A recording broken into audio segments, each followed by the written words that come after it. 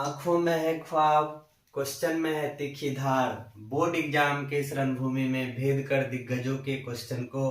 क्या आप बनना चाहेंगे सुपरस्टार? तो हो जाइए तैयार, क्योंकि आप लोग देख रहे हैं कि अब जितने भी पर्व त्योहार हैं वो लगभग समाप्त हो चुके हैं। अब सभी स्टूडेंट का विशेष फोकस जो है बोर्ड एग्जाम पे आ गया है कि किस तरह से हम लोग को बोर्ड एग्जाम का तैयारी करना है। तो इसी विषय पे आज का वीडियो रहेगा। गुड मॉर्निंग, मैं विकास सर आप सभी का वेलकम करता हूं। जैसा कि आप लोग जान रहे हैं कि अब जो है बोर्ड एग्जाम हम लोग से दूर नहीं है।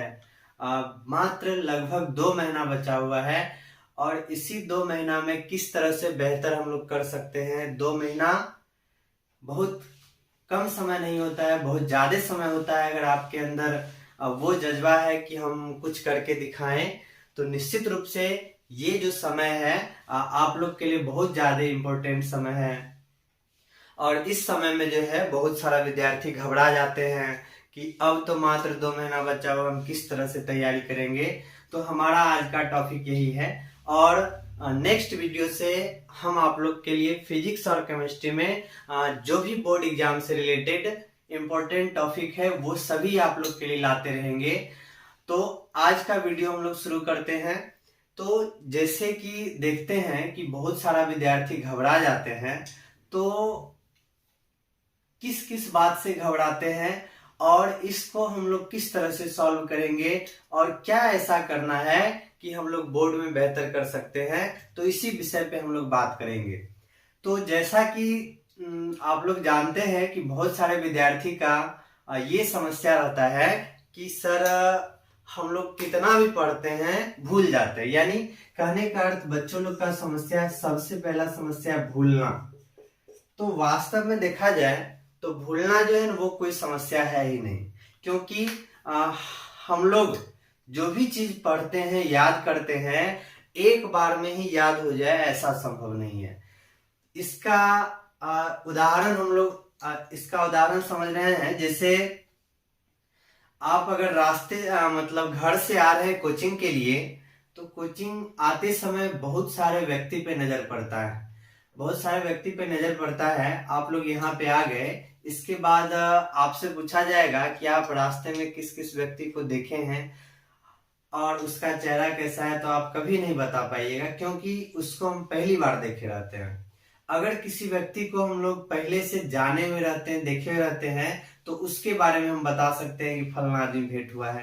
कहने का अर्थ यही हुआ कि कोई भी चीज को अगर आप एक बार देखिएगा तो निश्चित भूलने का संभावना रहता है, और उसी चीज को अगर बार बार देखिएगा, रिवीजन करते रहिएगा, तो वो आपके मेमोरी में आ जाएगा, वो जो है बात आप नहीं भूलिएगा। इसलिए भूलना जो है वो कोई समस्या नहीं है। बस अगर जिस चीज को आप भूल जाते हैं उस चीज को बार बार देखते रहिए, बार बार रिवीजन करते रहिए, तो निश्चित रूप से बेहतर होगा। इसके बाद दूसरा समस्या है बच्चों लोग का कि सर बहुत ज्यादा नींद आता है, नींद आना। तो नींद आना जो है ये भी कोई समस्या नहीं है। नींद नहीं आएगा तो हमारे शरीर में फिर से एनर्जेटिक होने के लिए नींद का आना बहुत जरूरी है। अगर नींद नहीं आता है तो ये भी एक प्रकार का समस्या है। नींद आना चाहिए लेकिन बहुत ज्यादा नहीं आना चाहिए। आप पढ़ने बैठते हैं या अन्य वर्क में देखिएगा नींद नहीं आएगा, लेकिन पढ़ने बैठिएगा तो उस समय नींद आएगा। तो नींद क्यों आ जाता है इस बात पे हमको फोकस करना है। तो नींद आने का सबसे बड़ा रीजन ये होता है कि हम लोग ये डिसाइड नहीं कर पाए हैं कि हमको बोर्ड एग्जाम में किस तरह से करना है, मतलब कितना बेहतर करना है। तो सबसे पहले क्या करना है, आपको अपना लक्ष्य लेना है कि हमको जो है बोर्ड एग्जाम में कितना मार्क्स चाहिए, यानी कितना हम बेहतर करें।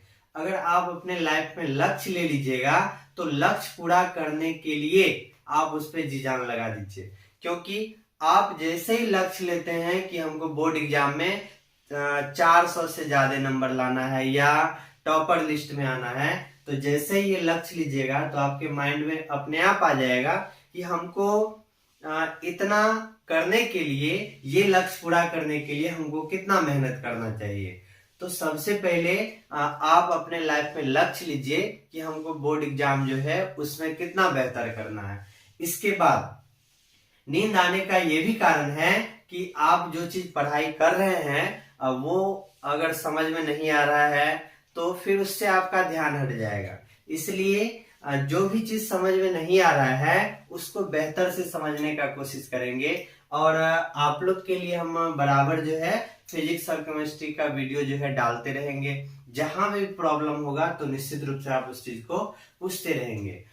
तो इसके बाद नींद आने का ये भी रीजन है कि हम लोग भोजन जो करते हैं बहुत ज्यादा मात्रा में अगर कर लेंगे तो उस समय भी नींद आ जाएगा।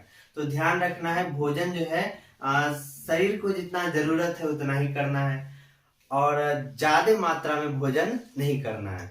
इसके बाद फिर ध्यान रखना है कि हम लोग जो पढ़ाई कर रहे हैं तो उस पढ़ाई को किस तरह से बेहतर बनाएं, और वो सब बात पे भी हम चर्चा करेंगे कि ये सब तो अभी समस्या पर चर्चा कर रहे हैं, तो पढ़ेंगे किस तरह से उस पर भी चर्चा करेंगे। तो नींद अगर आता है दिन में, अगर हल्का फुल्का झपकी आता है, नींद आता है, तो 10-20 मिनट के लिए जहां पे जिस टेबल कुर्सी पे बैठ के आप पढ़ाई कर रहे हैं वहीं पे लेट जाना है। सोना तो बिल्कुल नहीं है, वहीं पे लेट जाएंगे और इसके बाद फिर 10-20 मिनट के बाद उठकर मुंह और धो के फ्रेश होके फिर से पढ़ाई के लिए बैठ जाना है। तो नींद जो है इसको हर हाल में भगाना है, क्योंकि जब तक आप लक्ष्य नहीं लीजिएगा कि हमको बोर्ड में कितना बेहतर करना है तब तक नींद आते रहेगा। और इसके बाद बच्चों लोग का तीसरा समस्या होता है कि सर कोई भी चीज हम लोग पढ़ते हैं तो एकाग्र नहीं हो पाते हैं, यानी उस चीज में मन नहीं लगता है। एकाग्र नहीं हो पाते हैं यानी कोई भी चीज पढ़ाई कर रहे हैं तो उस चीज को पढ़ने में जो मन नहीं लगता है। तो पढ़ने में मन तभी लगेगा जब, जैसे देखिए आप लोग को जिस चीज में इंटरेस्ट रहता है उस चीज में ज्यादा मन लगता है। तो इसलिए पढ़ाई के प्रति इंटरेस्ट जगाना है, पढ़ाई के प्रति इंटरेस्ट लाना है अपने मन में। और ये किस तरह से आएगा वो आप लोग डिसाइड कीजिए कि हमको क्या करना है। जिस विद्यार्थी के लाइफ में कोई लक्ष्य नहीं होता है उसको जो है फिर पढ़ाई में मन नहीं लगेगा। लक्ष्य अगर है मन में तो निश्चित रूप से आपको कुछ करना है, बहुत कुछ करना है, तो इसके लिए पढ़ना है। और मन में ये सोचिए कि हम जो पढ़ाई कर रहे हैं वो किसी अन्य के लिए नहीं कर रहे हैं, वो पढ़ाई जो खुद के लिए कर रहे हैं और खुद पढ़ेंगे, बेहतर करेंगे, तभी लाइफ में आगे बढ़ेंगे। तो ये सारे चीज को सोचिए और एक जुनून के साथ जो है पढ़ाई में लग जाना है। और आप लोग इस तरह से पढ़िए कि आप लोग हमेशा ध्यान रखिए कि लाइफ में हमको कुछ इस तरह से बनना है कि जलाएंगे वो शम्मा जिसे आंधी बुझा न सके, बनेंगे वो चेहरा जिसे जमाना मिटा न सके। तो ये सोचते हुए आगे बढ़ना है और आपका ध्यान जो है एकाग्रचित्त होगा। तो यहाँ पे हम ये सारे समस्या को चर्चा किए। अब जो है हम चर्चा करेंगे कि विद्यार्थी को पढ़ना किस तरह से चाहिए, किस दिशा निर्देश में पढ़ना चाहिए ताकि वो बेहतर कर सके। तो यहाँ पे हम लोग जानेंगे कैसे पढ़ना है, यानी पढ़ाई जो है कैसे करना है।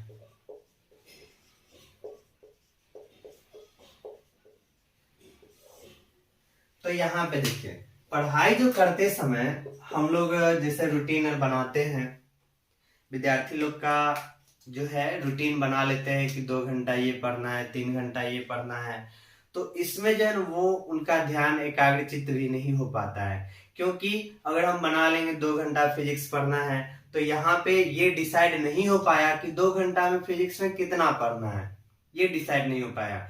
यानी हम लोग को जो पढ़ाई करना है, पढ़ाई जो करेंगे वो पढ़ाई ध्यान रखना है कि हम लोग का डेली का होमवर्क होना चाहिए, डेली का टास्क होना चाहिए। यानी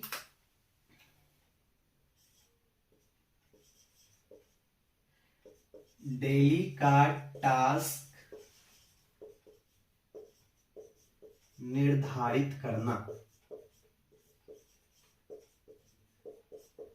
डेली का टास्क निर्धारित करना ये कैसे करेंगे, जैसे हम लोग को अगले दिन क्या पढ़ाई करना है, अगले दिन क्या पढ़ाई करना है, ये सारा चीज पिछले दिन जो है ना सोने से पहले हम लोग एक होमवर्क ले लेंगे। अगले दिन हम लोग को जो जो चीज पढ़ना है, जो जो चीज पढ़ेंगे, उस सभी विषय में से हम लोग को ये डिसाइड कर लेना है कि फिजिक्स में जो है 10 क्वेश्चन याद करना है, मैथ में जो है 20 क्वेश्चन बनाना है, बायोलॉजी में इतना याद करना है। यानी ये होमवर्क आप अपने क्षमता के अनुसार जो है डेली का होमवर्क निर्धारित करना है, डेली हमको कितना पढ़ना है। इससे ये होगा कि आप जैसे मान लेते हैं कि हम सोच लिए कि मैथ में हमको 20 क्वेश्चन बनाना है, तो अगले दिन 20 क्वेश्चन आपसे 1 घंटा में बन जाए या 2 घंटा में बने, तो 20 क्वेश्चन को सॉल्व करते हुए फिर अगले विषय पे जाना है। तो इस तरह से फिर फिजिक्स आ गया तो उसमें हमको 10 क्वेश्चन याद करना है, तो 10 क्वेश्चन याद कर लेंगे तो फिर अगले विषय पे जाना है। यानी डेली का हमारा एक लक्ष्य होना चाहिए कि हमको डेली कितना पढ़ना है, और डेली कुछ ना कुछ नया क्वेश्चन जो है प्रत्येक विषय से याद करते जाना है। इससे क्या होगा कि डेली का अगर हम लोग लक्ष्य निर्धारित करते हैं तो डेली हम लोग को ये रहेगा, मन में ये रहेगा कि आज का इतना होमवर्क है, हम इतना याद कर लेते हैं, इतना पढ़ लेते हैं, इसके बाद कोई भी वर्क करेंगे। तो यानी यहाँ पे ध्यान रखना है कि पढ़ाई करते समय डेली का टास्क निर्धारित करना है। तो डेली का टास्क निर्धारित करेंगे, इससे क्या होगा कि प्रत्येक दिन यानी प्रतिदिन सभी विषय से कुछ ना कुछ प्रश्न जरूर याद करना है। तो प्रतिदिन सभी विषय से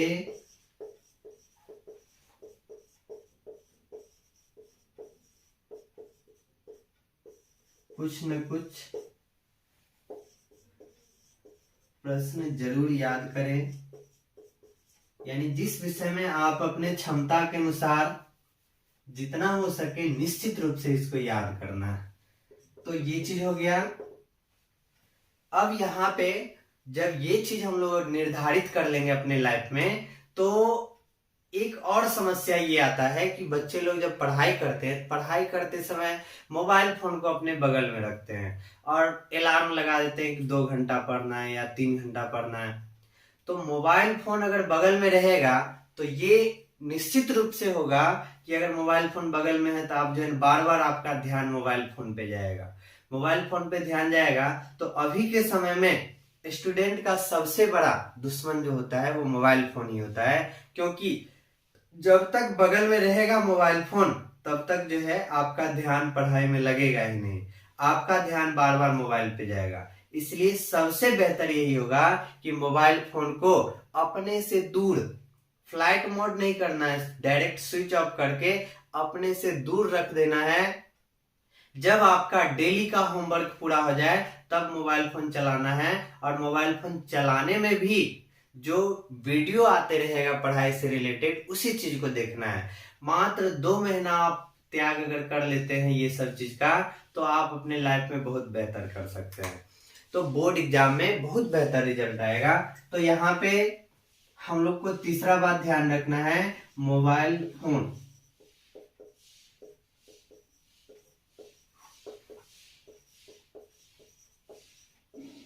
मोबाइल को स्विच ऑफ करके रख दे।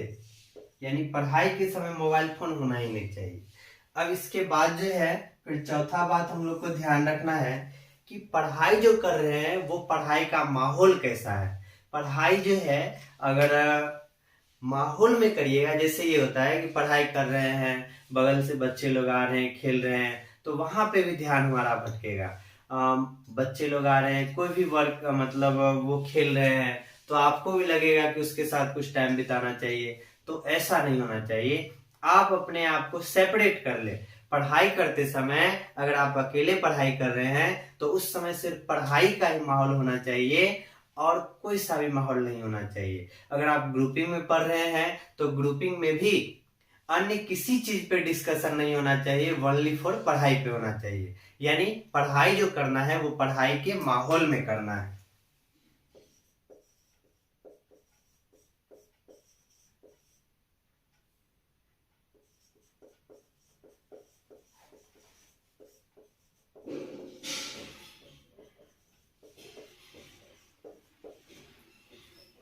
अब इसके बाद पढ़ाई के माहौल में हम लोग को पढ़ाई करना है। अब इसके बाद एक समस्या ये भी आता है कि बहुत सारे बच्चे जो है वो पढ़ाई करते समय सो कर पढ़ते हैं, यानी बेड पे सो गए, हाथ में किताब रखा हुआ है और उसको देख रहे हैं। तो अगर ऐसा कीजिएगा तो आप जो है ना वास्तव में सो जाइएगा, यानी आपको नींद आने लगेगा।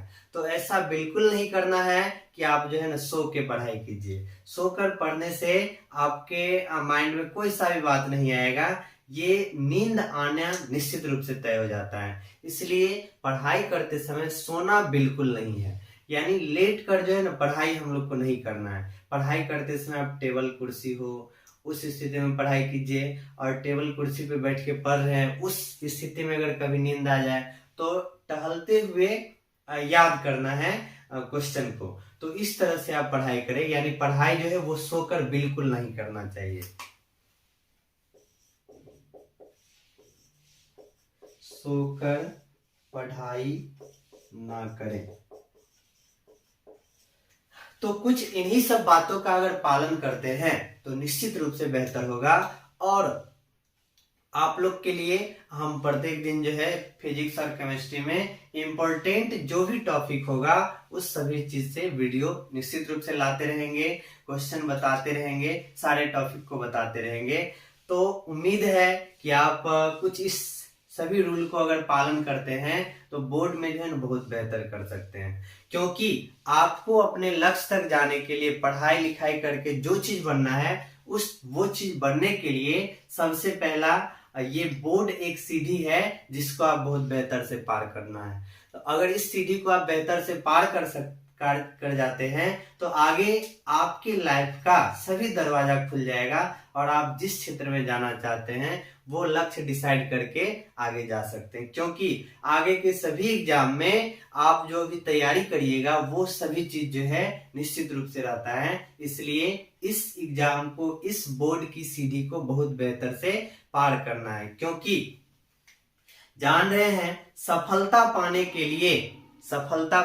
लिए कुछ न कुछ कठिनाई झेलना पड़ता है, कुछ न कुछ जोखिम उठाना पड़ता है। सीढ़ियां पर चढ़ते समय ऊपर जाने के लिए नीचे जो सीढ़ी है उससे पैर हटाना पड़ता है। यानी जब आपको लाइफ में आगे बढ़ना है तो आप जिस जगह पे हैं, जितना कम मेहनत कर रहे हैं, इस मेहनत को बढ़ाना पड़ेगा। तो इसी सब शुभकामनाओं के साथ धन्यवाद। मिलते हैं फिर नेक्स्ट वीडियो में।